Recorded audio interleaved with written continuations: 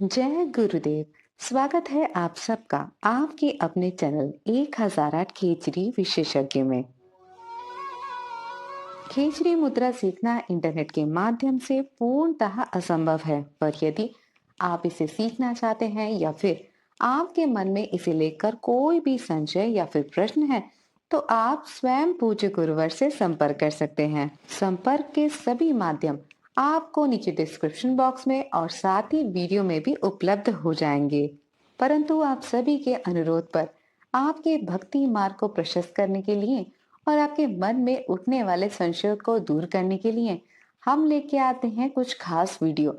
तो इसी श्रृंखला में आज भी लेके आए हैं एक खास वीडियो। तो चलिए बिना देर किए करते हैं अपनी इस आध्यात्मिक यात्रा का शुभारंभ। आध्यात्म का जो बड़ा रहस्य गुरुदेव ने बताया, वही आज आपके साथ इस वीडियो के माध्यम से शेयर करने का प्रयास कर रही हूँ। आज के दौर में धर्म से जुड़ना और धर्म की बातें करना एक फैशन स्टेटस जैसा बन गया है।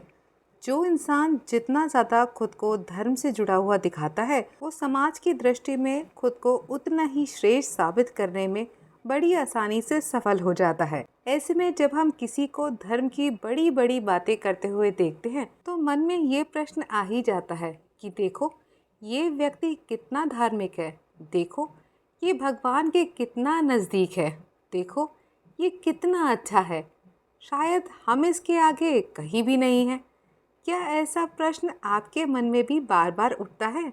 अगर हाँ, तो आज का वीडियो है खास आप ही के लिए, क्योंकि आज हम बात करेंगे कि आध्यात्म के मार्ग में दिखावा क्या करता है।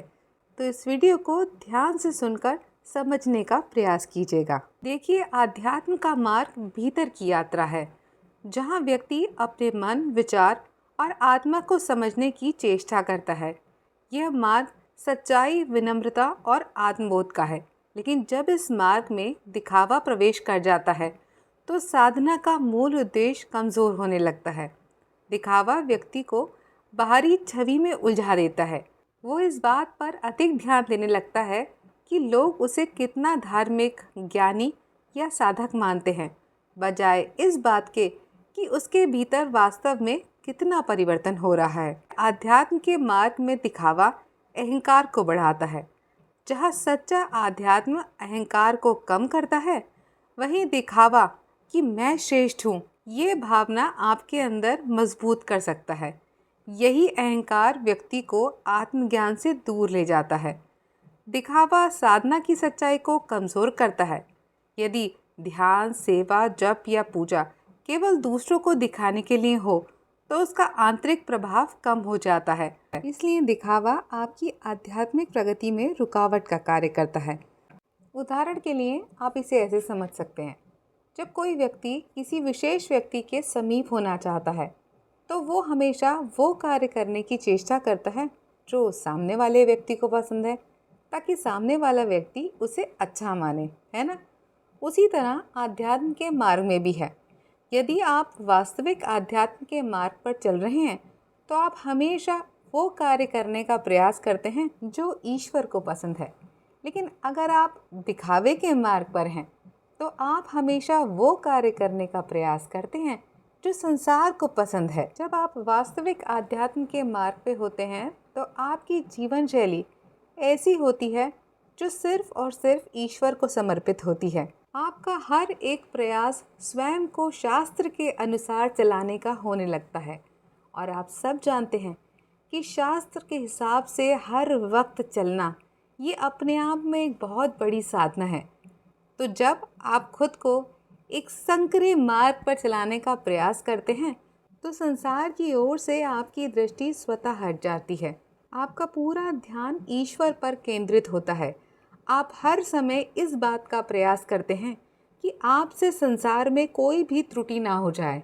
आप हर एक कार्य ऐसा करें जो ईश्वर को अच्छा लगे, जो शास्त्रानुसार हो। और इस प्रयास का सबसे बड़ा लक्षण है अहंकार से खुद को दूर रखना, खुद को ये दिखाना कि मैं श्रेष्ठ हूँ। क्योंकि जिस पल आपके मन में मैं श्रेष्ठ हूँ की भावना आती है, उसी पल से आपका आध्यात्मिक विकास रुकने लगता है। इसके ठीक विपरीत, जब आप आध्यात्म के दिखावे में जीते हैं, तब आप हर पल ये दिखाने का प्रयास करते हैं कि देखो मैं भगवान के कितना समीप हूँ, देखो मेरे भगवान के साथ ऐसे संबंध है, देखो मेरे जीवन में ऐसा हुआ वैसा हुआ वगैरह वगैरह। आस्था के मार्ग में चमत्कार होना कोई बहुत बड़ी घटना नहीं होता।